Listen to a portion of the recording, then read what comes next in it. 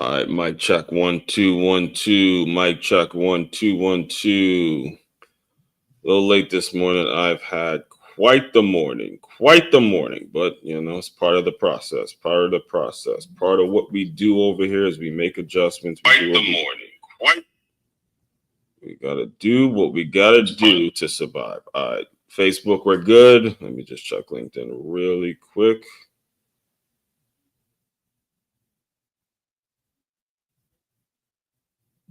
Check LinkedIn really quick.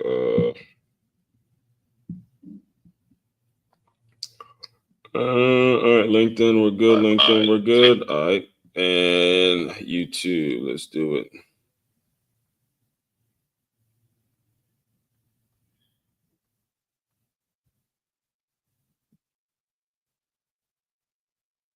And YouTube, we are good. We're good on YouTube. Should be. All right. Testing 1 2 3. Test. All right, we're good. All right, let's get it. Let me just introduce myself real quick to anybody that's new to my world. My name is As1 Crookshank, one and only Move Swiftly speaker, former Division I college football player, and current 5-time published author and educator. And what I do, what I created, what this business is all about is taking the lessons that you learn on the football field, more in particular the teamwork lessons that you learn on the football field, and aligning them with businesses, aligning them to business owners, teaching them to business owners so they have a staff, a group of employees that works as efficiently and cohesively and as eagerly and as hungry as a championship level high school or youth football team. All right. And it is Wednesday, which what we known over here on today in the Move Swiftly world, we known as Win-Trapreneur Wednesday. Win-Trapreneur Wednesday, which is basically meaning the concept, and this is a term that was coined by yours truly, and book number 6 is actually going to be diving deeper into this concept on how to be a wintrapreneur and what being a wintrapreneur is all about. But I'll briefly explain it for you guys here.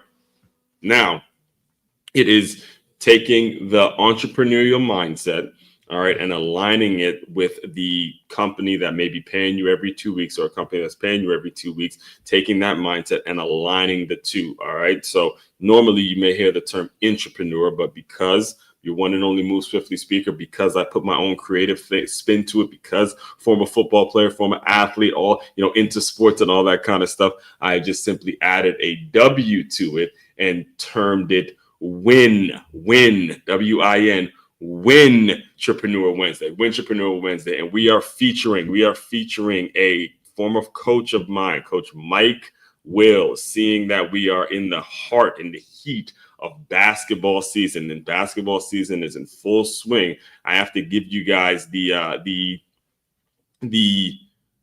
understanding of what it means, or what entrepreneurship means in terms of who you actually aspire to be and who you plan on becoming, and the kind of example that you're setting for young people. All right. So before I get started, I want to get into some current news. I want to get into a current event that happened as of this recording. It happened this past weekend of this recording, which is the Joyless Read. Joyless Read has officially been canned. And the reason I'm talking about this, the reason I have to talk about this as a lead-in to what we're going to be discussing today, is because it's so important that we filter out the kind of adults that we let our young people listen to. All right. And I'll just because I'm kind of pressed for time today, I'm going to let the thoughts I have. So I gave a take this morning on Joy Reid being fired by MSNBC, and I'm going to let that play. And then I'm going to react to it and allow that concept, that thinking, to lead in to what we're going to be discussing on today's Win-Trapreneur feature, and what today's Win-Trapreneur feature is all about. So we'll let that play, and then we'll go from there in terms of where we go In terms of where you go, like I said, I'm kind of pressed for time because this morning was a little crazy. You know, me, I teach. If you guys don't know, I teach. And there are times where I'm one of the few people here that's actually qualified to drive the bus. So if the original bus driver, you know, if something goes on there, then I got to be the one to be there and all that kind of stuff. So I'll dissect that in a later day, which again is actually another example of being a Win-Trapreneur, but I don't have time to dive deeper into that discussion right now. I'm gonna just let my thoughts go when it comes to the Joy Taylor situation. Let's get it. One Crookshank, your one and only Move Swiftly speaker, checking in for a daily Move Swiftly thought, giving you a perspective on teamwork you will not get anywhere else. Nice, cool, easy-ish. Never going to use the term, don't like using the term, I should say easy, but it was a cool down, we'll say warm-up-ish pace from yesterday where I was cramping. I overdid it yesterday, to be honest with you.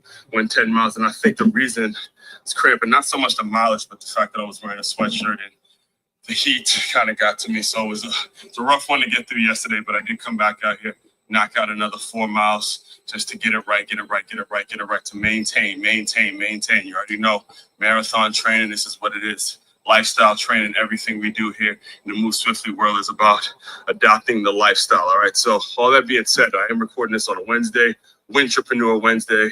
Regular consumers, you know what I mean by that. If you want to know more, just tune in about an hour or so when I dive deeper into today's Win-Trapreneur feature. I'm going to be shouting out a coach of mine, former coach of mine, Coach Mike Wills, especially. Always think about him during this time of year as we approach March Madness, the basketball guy, and all that kind of stuff, right? So as far as today's Move Swiftly thought, and I'll probably double down on this later on because it's going to transition me right into what I'm going to be discussing. But I want to give my thoughts on Joyless Reed. And a lot of the people that I consume often refer to her as Joyless Reed. Get in the can, get in the axe. Finally, she's off TV. Finally, her show is canceled. And let me just give you some background on how I first heard about who she is. Again, I'm proud to say I have not watched the full show of that clips.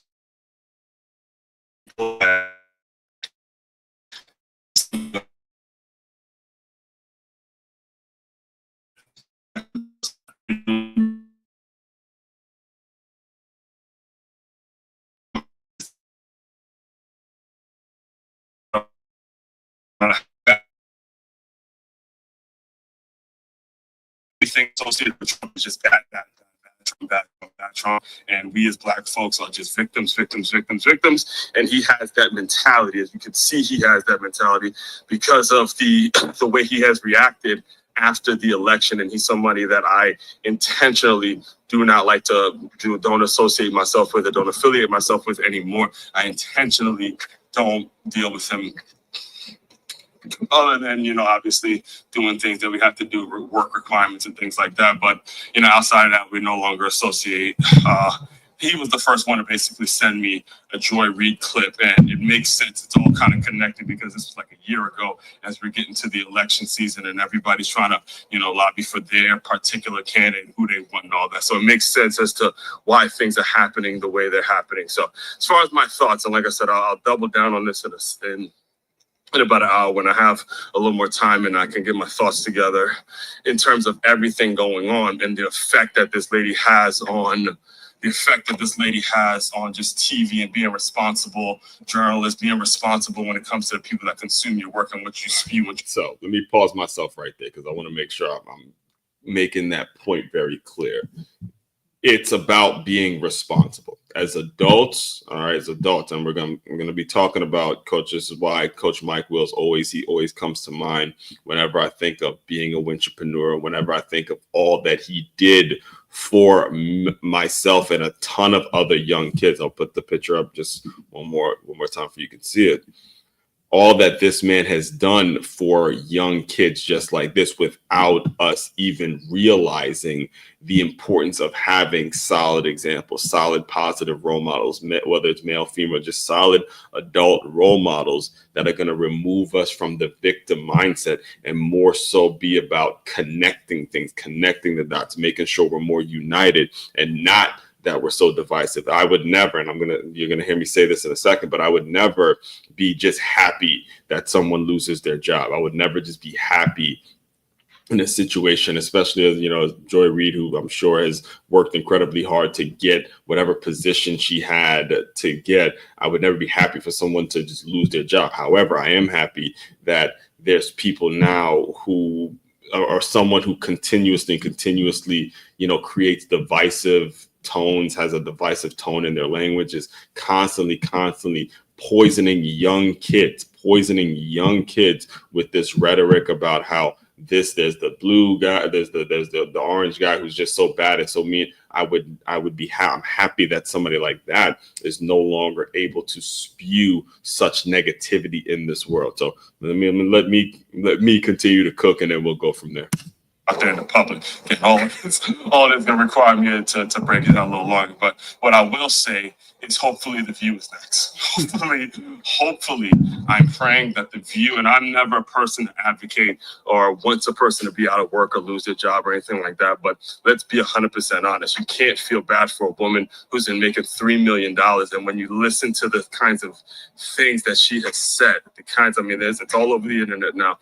It's the kind of just irrational, ridiculous takes that she's given on so many takes. There's no way someone like that deserves $3 million. All right. So you are able to go and spew hate. You're able to go and put out negative comments. You're able to do that, and you get paid for it. Listen, if you have your own platform and you do what you do, hey, I'm all for that.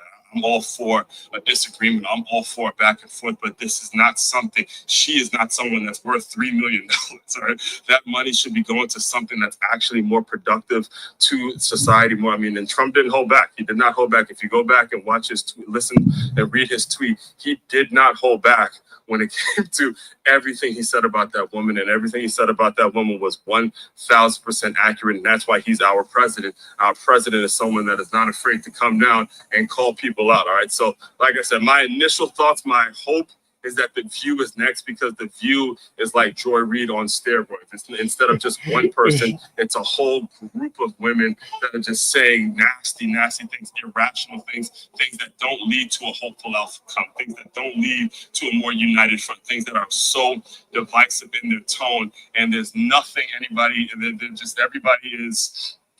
everybody who supports Trump is bad, and everybody who doesn't is a good person, and just constantly trying to create a divisive world, and the effect that it's having on our young people. I am someone particularly that deals with kids all day, mostly young girls of color. And if they consume too much of this stuff, they're always going to be running around in the victim Olympics. Everything is going to be somebody else's fault. It's never going to be themselves. They're never going to learn accountability, never going to learn the things that you need to be learning if you want to make it in this world. This is why, again, my initial thoughts, my hope is that The View is the next one to go. That's just the goal, the hope I have when it comes to Joy Reid. That's my reaction to it. So, again, that's just one person. I'll cut it off there. So, and the reason I wanted to give my reaction to that is because the individual in which we're going to be talking about today, Coach Mike Wills, is someone who is the opposite of that. And I'm living proof example of how the opposite of a person, I'm talking about a responsible adult that has the decency or has the maturity to keep their personal opinions away from kids if these opinions are not going to lead to the kids becoming more productive in society. All right. Whether you, again, all of us as adults, we have been shaped by our worldview through things that we can't control. All right. Things happen to us growing up. That's your experience, and that's what you lived through, and you're an adult, and no one will ever ask you to just go back in time and change what you lived through and just change your opinion, which is why, again, like I said, what I said in today's Move Swiftly Thought, I would never ask Joy Reid to just change who she is. I would never ask that these ladies on The View just change their opinion on whatever it is, whatever worldview it is they have.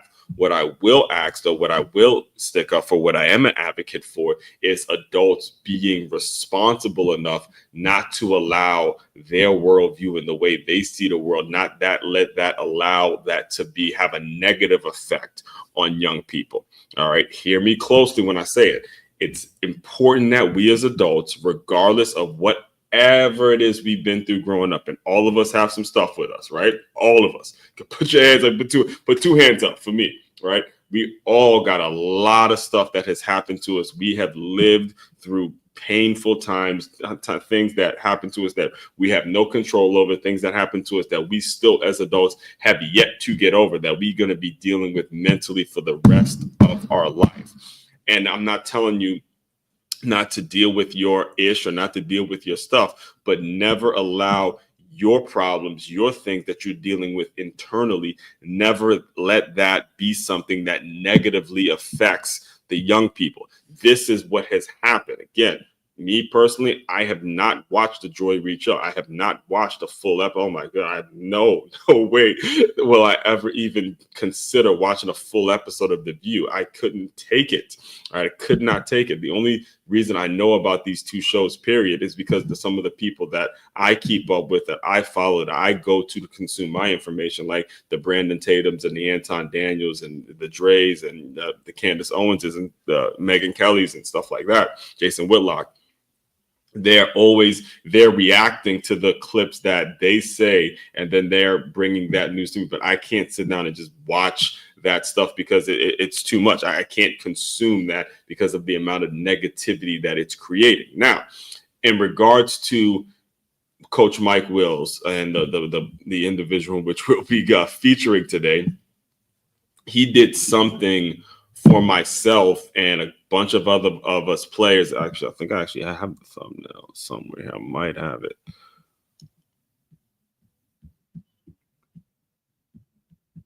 All right, I deleted it. But he did something for us in 2002. Actually, I'll just put it up here so you guys see it. This year in 2002, where you see Juan Dixon and Lonnie Baxter right there. He did something for me. I could speak for myself, but I'm sure a lot of my teammates would agree. A lot of people that know Coach Mike Wills, or at least knew him during that time from the player's perspective. A lot of us, I was 2002, so that maybe in middle school, I believe I was in middle school, and we played football for Coach Mike. All right, and Coach Mike was a linebackers coach. He was my linebackers coach. Would put his all into coaching us up, right? Put his absolute all, showed up to practice every day, put in certain blitzes. He was the defense, primarily he was on the defensive side, put in certain blitzes. I remember actually the year before, that was my second year in a row with him. And the year before he was with 110. And when you're talking youth football, that 110 team is usually the team that gets all that has their pick of the litter in terms of their coaches, right? Because the coaches they're the older guys, they're the most heaviest guys, they're the ones that are ultimately building the youth program based on the way the structure was back when I played, right? So he had spent 10 years previously. And I remember him telling us this specifically. Spent 10 years previously at 110, like the leaders of the youth program, because you know that this was going to be their last year there. They were going to go on to high school ball after that. And when he first came to us, we were 85 pounds. And he told us directly, look, I've been with the 110 team for 10 years and they ain't even working as hard as y'all right now. Right. So in 2002, that youth program, that youth organization, the name was the White Oak Warriors. We moved from a league called the Capital Beltway League to the Pop Warner National Champion. I'm already saying it, right? The Pop Warner Youth League, which we became national champions in 2002, that first year. Now, I've spoken about this on many occasions. There's tons of times where I have, expressed that year and what it was all about, and I will continue to express it, right? However, the point I want to make is I want to give you guys a further point in that, because this is something I don't really talk about that often. I haven't really explained to you guys that often, is that after that year, so it was a special time. And matter of fact, you know what? I have a clip. I'm gonna show you guys real quick what that was. 2002. It was 2002 when we won the Pop Warner Youth National Championship. All right. So just do the math here. Do the math. We won it, and then the University of Maryland wins their national championship. Now they're going to be relevant in a second. Just give me a second to connect the dots for you. I'm going to let this play. And yeah, 2002, Maryland wins a national championship, puts everyone on the map. I mean, we all on the map. My sister actually went graduated from the University of Maryland, and she was either a freshman at this time or about to become a freshman. 2002. Yeah, so she was somewhere later in her high school years, and she became a student at the University of Maryland. But the player that became famous, like world famous, and was led the University of Maryland to that national championship is a guy named Juan Dixon. Remember the name Juan Dixon. I'm going to play this, and then remember the name Juan Dixon once it's due playing. He knows all about making plays this time of the year, and this Maryland team made plays all year long. The most outstanding player of the Final Four, Dixon gave Maryland a lead it would never relinquish, and the championship it had never before possessed. Dixon fires it up to the top of the Georgia Dome roof, and the kids have done it. Maryland wins their first ever national championship.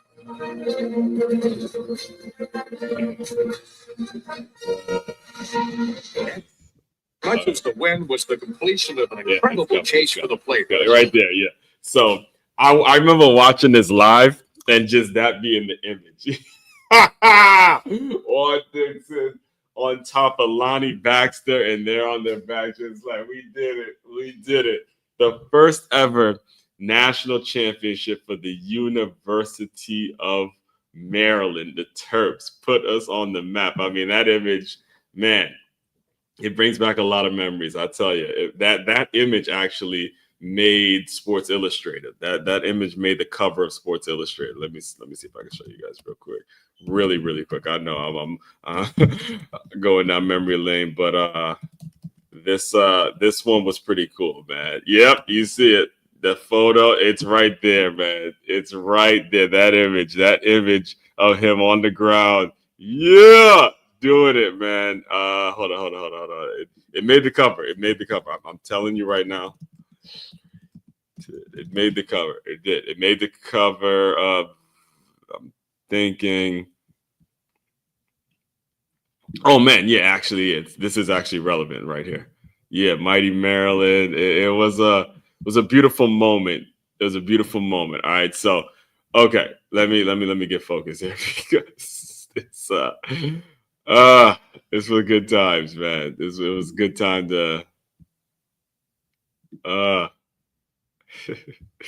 right, let me get focused. So, all right, that happens in 2002, right? And just a couple months, we won our youth football team, the White Oak Warriors. We won a national championship at the Pop Warner level. And my specific position coach, Coach Mike Wills, he was also the defensive coordinator. He was there coaching us up as linebacker. So during that offseason, I was actually I ran track. I ran track for a team named the Gideon Knights Track and Field Club. And we used to practice at something called the Cole Field House. That's COLE Field House. Now it's actually the indoor facility for the University of Maryland's football program. But before that, that's where they used to play all the college games, all the college basketball games. And we would run around there. And that would be because it was still cold outside. So we had to actually be indoors as we were running track and doing all that kind of stuff. So I remember the practice. I will never forget the practice because it was at that point, University of Maryland wins. Wait a minute. No. Yeah. Actually, it's coming back. It's coming back. So it happened in reverse. What happened was Coach Mike coached us and then we switched. Yeah. So what happened was, because it was 2002. So we were playing. This was before we got to Pop Warner. Right. I got it. It's coming back now. It's coming back. Yeah. So we went for the Capital Beltway League. We had finished off the Capital Beltway, and that was the first year. That's why it meant so much, because Coach Mike had coached us before we got to Pop Warner, and then I was running with the track team, and then that's when. So here's what happened. Let me just get this. Let me get the story out, and then I'll just explain to you guys how it affects young people. So. Anyway, Maryland wins the University of Maryland wins the national championship. And what happened during practice, during a track practice I was having at the University of Maryland, is one of my teammates for track came and he was super excited, like incredibly excited about the fact that somebody was like on the basketball court and doing this thing and all that. So he comes up to Coach Chapman, and Coach Chapman was the track coach. And he goes, "Hey, Coach Chapman, you got some paper? You got some paper and a pen? You got something?" So everyone's wondering what he's so excited about. And what happened was it was actually Juan Dixon. Juan Dixon was on the court training, getting his body ready, getting his mind ready for the NBA draft because they had just won the championship. And at this point, he's become like world famous because they just won a national championship. Everybody at the University of Maryland is all excited. Everybody that lives in Maryland, all the young athletes are all excited. And imagine my surprise when I saw the person who's coaching him one-on-one was none other than Mike Wills. You're talking about the guy that just coached me, spent a whole year coaching me. And this is why it meant so much, because this was actually the first season that I had gotten coached by Coach Mike Wills. Right. So Mike Wills coached me that year. And then it was throughout that offseason in which I saw him coaching up Juan Dixon, the same person that just won a national championship. And then 2002, we go on and win a national championship at the Pop Warner level. And at this point, this was the first year. This was, again, it became 2003. So LeBron James had just become like a big deal. So what I did, I remember actually being a kid during that time, and I went and I had a copy of this magazine right here. I had a copy of it was either this, I think it was this one. It was one of these, yeah, because there was two of them, right? It was one of these two that I had. And yeah, it was definitely this. It was definitely hold on, let me go back. It just went to another website. Yeah, it was definitely this one right here. It was definitely this one right here. And I came back the next day of practice. I'm like, "Hey, Coach Mike, man, could you get Juan Dixon to sign the cover of the magazine?" And we joked about it all season because the pen didn't work.